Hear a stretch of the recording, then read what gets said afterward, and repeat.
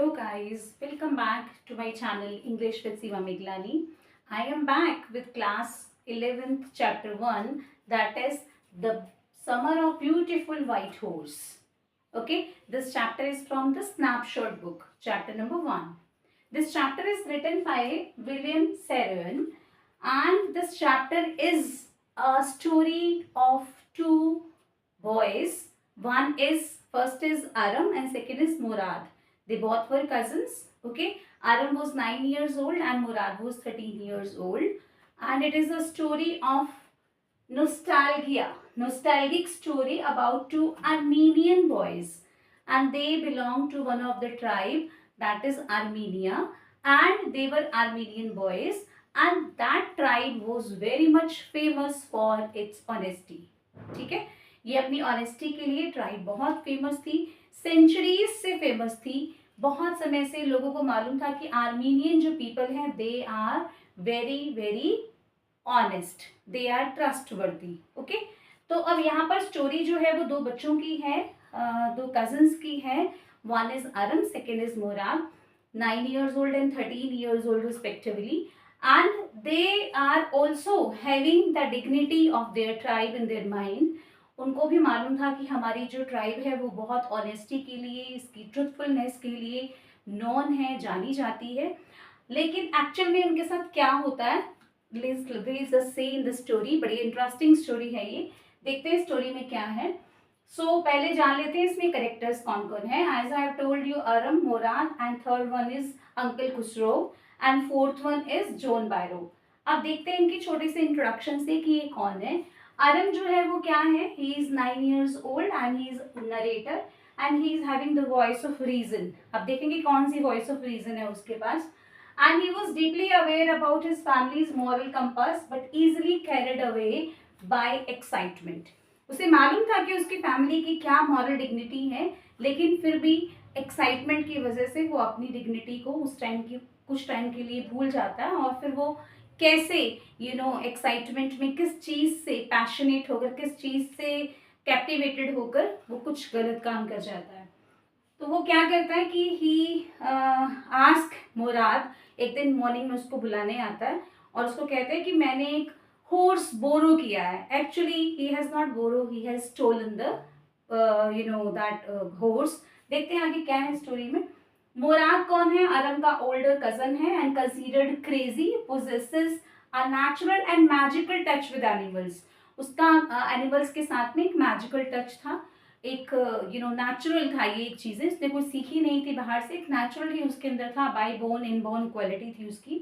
And uncle Khusro, he was a comedian, he was a comedic and roaring and impatient man, and he was famous in throughout the chapter for his catchphrase.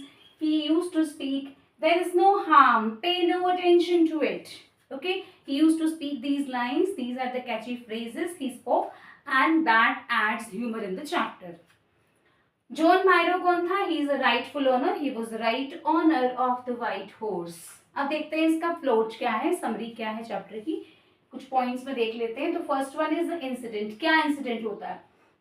One morning, Morad wakes Aram up, showing him a beautiful white horse he has stolen or borrowed. अब उसने दिखाया कि मैंने एक white horse लिया, वो उसको उठाने आता है, जगाने आता है कि देखो देखो इतना सुंदर व्हाइट हॉर्स मेरे पास है, आओ फटाफट से बाहर निकलो, हम राइडिंग के लिए चलते हैं. ठीक है, अब डायलेमा क्या है. Although the tribe is famous for the strict moral integrity and honesty for centuries, the boy is captivated by the horse. Aram grapples with the morality of it and deciding that taking a horse for joyride, कि उसने सिर्फ ride के लिए उसको उठाया, उसको लिया, it's not really stealing unless they attempt to sell it. कि जब तक उसको बेचते नहीं है तब तक उसका मतलब ये है कि उन्होंने उसको चोरी के इरादे से उठाया है. अगर वो उनको सिर्फ जॉय राइड के लिए उठा रहे हैं तो that is a kind of borrow. Okay, वो ये सोचता है कि मैंने बोरो ही किया है. एक्चुअल में बोरो क्या होता है कि जब हम किसी ऑनर से की परमिशन लेकर हम उस चीज़ को लेते हैं, that is called borrow. But वो ये सोचता है, क्योंकि वो बच्चा है, वो ये सोचता है कि अगर हमने उसको अपनी जॉय राइड के लिए, मतलब राइडिंग सीखने के लिए अगर हमने ऐसा किया और हम उसको बेच थोड़ी ना रहे हैं, तो ये क्या है, स्टीलिंग नहीं है, ये एक तरह का बोरो है, ठीक है।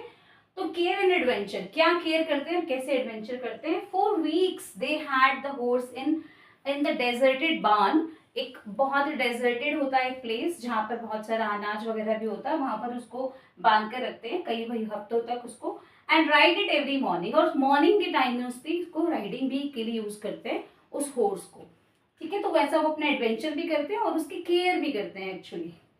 द एनकाउंटर, अब एक दिन क्या होता है, one day they ran into, जब वो मिल जाते हैं मतलब suddenly they stuck, they met John Byro who is the owner of the horse, and he recognized the boys कि boys जो है वो कौन सी tribe से belong करते हैं, and that tribe is very much famous for its honesty and truthfulness for centuries. So he doubts this told it, उनको लगता है कि शायद इन बच्चों ने, वो मिल जाते हैं उनको सामने से लेकर आते हैं उस हॉर्स पे, तो वो सोचते हैं कि ये हॉर्स तो मेरा ही है, और लेकिन ये उसी ट्राइब के बच्चे हैं, तो ये ऐसा तो नहीं इन्होंने किया होगा, लेकिन जरूर इन्होंने स्टीलिंग की है, चुराया है इसको। तो वो क्या करते हैं, रिटर्न कर देते हैं उसको। कैसे, struck by this encounter and realization of their family's honour, अपनी फैमिली के ऑनर को रियलाइज करते हैं और देखते हैं कि वो हमें मिला था और उसने शायद हमें हमें पकड़ लिया है, और जबकि वो उसको सामने से नहीं बोलता, फेस टू फेस नहीं बोलता कि ये मेरा हॉर्स है। They return it to their vineyard, उसके वाइनयार्ड में जाते हैं और उसको बांध कर आ जाते हैं, और ही वो शॉक्ड, मतलब जॉन बायरो शॉक्ड होता है और बहुत हैप्पी फील करता है अपने हॉर्स को देखकर, and as the horse was healthier and better tempered than before, ठीक है। उसका टेम्पर, उसका जो वे था, बिहेवियर था, वो पहले से बहुत अच्छा हुआ हुआ था। क्यों, क्योंकि मैंने आपको बताया कि मुराद के पास क्या था, एक मैजिकल एंड नेचुरल टच था एनिमल्स के साथ में, तो वो उसकी वजह से वो कैसा हो जाता है, बेटर टेम्पर्ड हो जाता है, और वो कुछ को खाने के लिए भरपूर मिलता है, तो इसलिए वो हेल्दियर भी है पहले से, ठीक है। अब एक्चुअल में this was the story, and what are the major themes, there is child innocence and honesty versus desire. अब देखते हैं चाइल्ड इनोसेंस क्या है। बचपन था उनका, तो बचपन में इनोसेंस तो होती है, उन्हें मालूम था कि हमारी ट्राइब इसके लिए फेमस है, लेकिन उन्होंने सिर्फ जॉय राइड के लिए उस हॉर्स को वहां से पिक किया था, उठाया था, और उसको जॉय सिर्फ राइड के लिए यूज करते थे। उन्होंने इसके साथ को कोई हार्म नहीं पहुंचाया, ना उसको कहीं बेचा, ना कुछ और किया उसके साथ में, लेकिन सिर्फ जैसे उनको लगा था कि मैं अपनी राइडिंग सीख लूंगा, उसके बाद हम इसे लौटा देंगे। बट ऑल ऑफ सडन वो उनको मिल गया, तो उन्हें टाइम से पहले ही, मतलब हो सकता है कि उसे एक वीक अभी और रखते और उसका जॉय राइड करते उसके ऊपर, लेकिन उसने सोचा कि अब हमें इसको रिटर्न करना ही पड़ेगा, और उसने इसको रिटर्न कर दिया, even though he was not being told by John Byro कि तुम लोगों ने मेरा हॉर्स चुराया, ये हॉर्स मेरा, ऐसा कुछ उसने कहा नहीं, because he was very much having the faith कि ये वाले ट्राइब के लोग जो हैं वो बहुत ही वर्दी हैं फॉर ट्रस्ट, ओके। अब इसमें देखते हैं ऑनेस्टी वर्सेस डिजायर। ऑनेस्ट तो वो लोग थे ही, ट्रूथफुलनेस उनके खून में ही थी, क्योंकि उनके ट्राइब के लोग बहुत फेमस थे इस चीज के लिए, लेकिन उनके लिए डिजायर भी थी कि वो जॉय राइड करना चाहते थे और ऐसा कुछ एडवेंचर करना चाहते थे।